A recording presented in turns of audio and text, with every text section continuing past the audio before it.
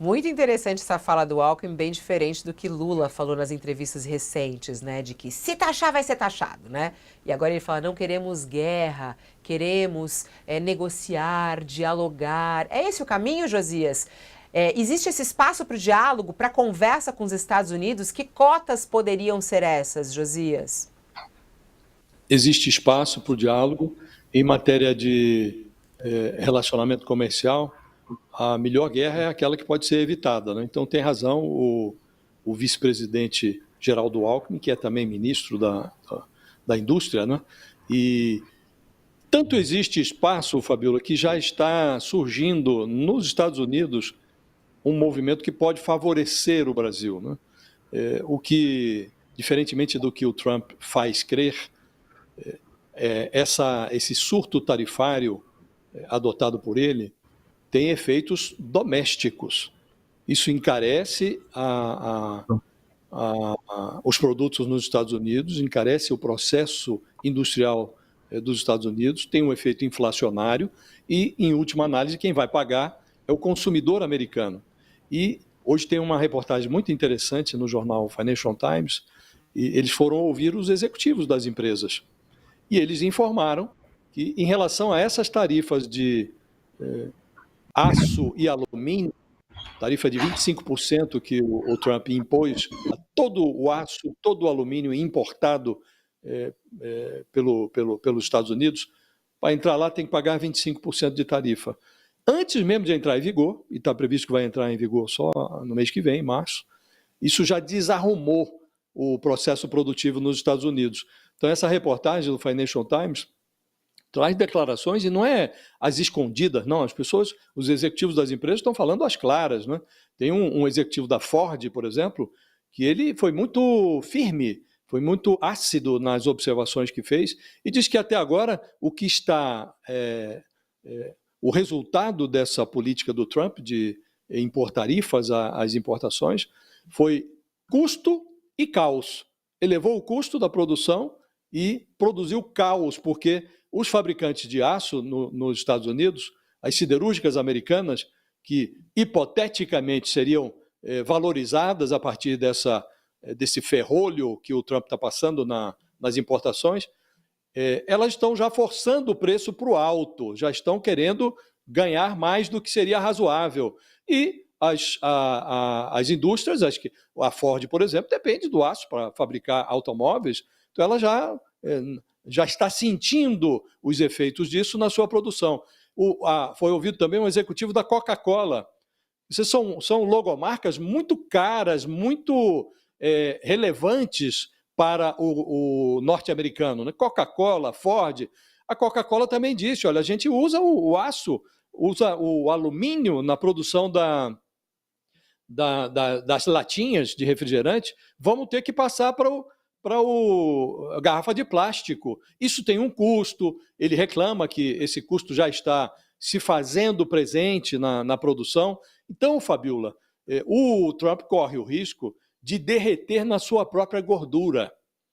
Ele corre o risco de comprometer uma das suas mais relevantes promessas feitas durante a campanha, que foi a promessa de acabar com a inflação. Ele não falava nem em reduzir, falava em acabar. Ele cavalgou uma debilidade da gestão Biden, que era o efeito inflacionário, e ele disse, comigo vai ser diferente e a inflação vai cair. Ao contrário, está? O Banco Central já suspendeu uma sequência de cortes na taxa de juros lá no Banco Central, o Fed, o Banco Central americano, já suspendeu, e o presidente do Federal Reserve já avisou, olha, não tenho pressa nenhuma, vamos ver o que vai acontecer, né?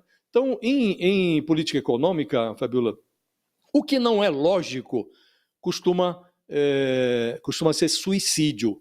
E não é lógico esse movimento que o Trump está patrocinando, realizando nos Estados Unidos. Não é lógico porque impõe sacrifícios domésticos à indústria, às empresas e aos consumidores no final da linha, né? Então, como disse, o Trump corre o risco de derreter na sua própria gordura e hoje ele está dobrando a aposta. Ele está dizendo, olha, além dessas tarifas pontuais que nós já estamos implementando ou já encaminhamos, como a do aço, a do alumínio, nós vamos agora impor tarifas a todos os países que, de alguma maneira, impõem alguma barreira tarifária para produtos dos Estados Unidos. E o Brasil está entre esses países. O Brasil é um dos que você calcula ali, em média, o Brasil impõe ali tarifas a produtos que vêm dos Estados Unidos, ali ao redor de 11%, 14%. Então, se o Trump adota essa medida, evidentemente ela vai chegar ao Brasil. O alvo dele, o principal, não é o Brasil, né?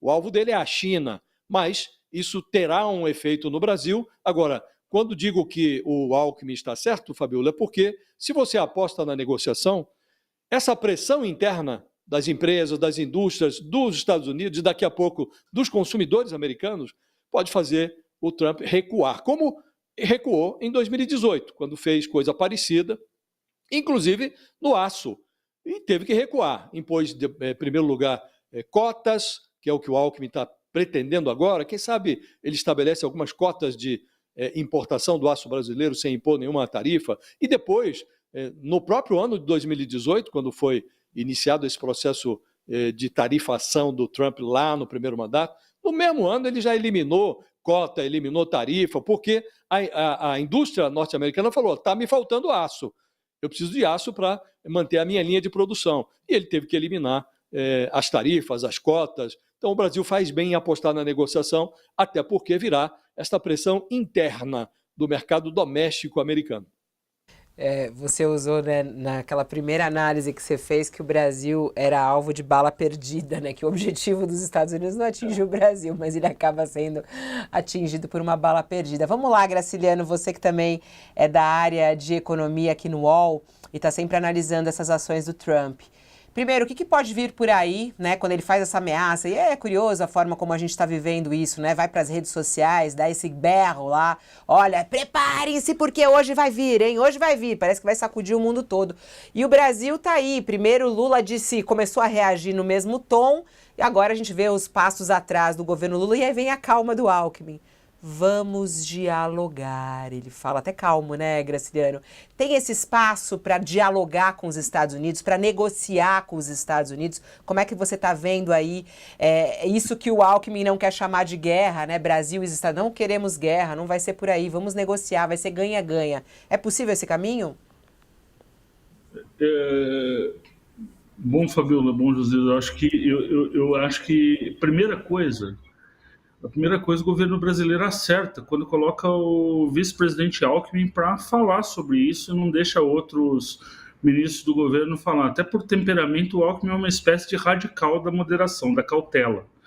E a abordagem, eu acho que a abordagem mais pragmática do governo brasileiro para lidar com isso tem que ser essa, até um pouco, lenta, calma, de cautela do Alckmin, porque existe uma dificuldade, não só para os analistas políticos, econômicos, mas assim, para os mercados e para os demais governos e diplomatas, existe uma dificuldade entre separar o que é ruído, o que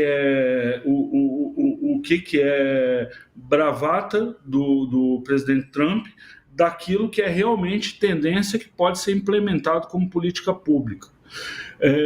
Vejamos aqui, é muito cedo, é um governo que um governo que não completou um mês ainda de governo, de mandato, mas olha, por exemplo, para a primeira história da taxação do México e do Canadá, que são dois países que tem uma complementariedade imensa com a economia americana. As cadeias produtivas dos Estados Unidos, elas estão intrinsecamente ligadas a fábricas que estão no México, a commodities que vêm do Canadá. Então, o primeiro anúncio era de um tarifácio de 25%, e no correr dos dias não teve tarifa nenhuma porque se negociou ali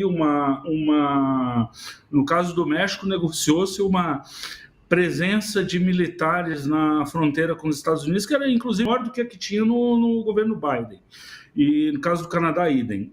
No caso do Canadá também não se materializou. Esse anúncio na rede social dele hoje, que virão tarifas, não sei o que, tem que esperar para ver o anúncio. Ninguém pode se mover, nem agente econômico, nem governo, pode se mover com base em lógica de rede social.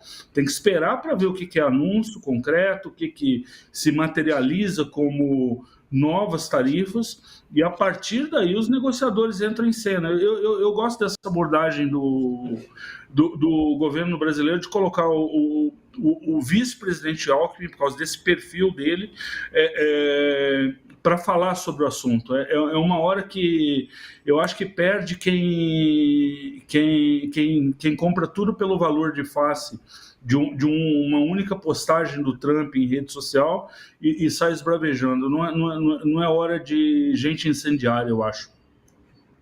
Não, e eu achei maravilhosa a sua frase, né? Que Geraldo Alckmin, ele é o radical da moderação. Da cautela.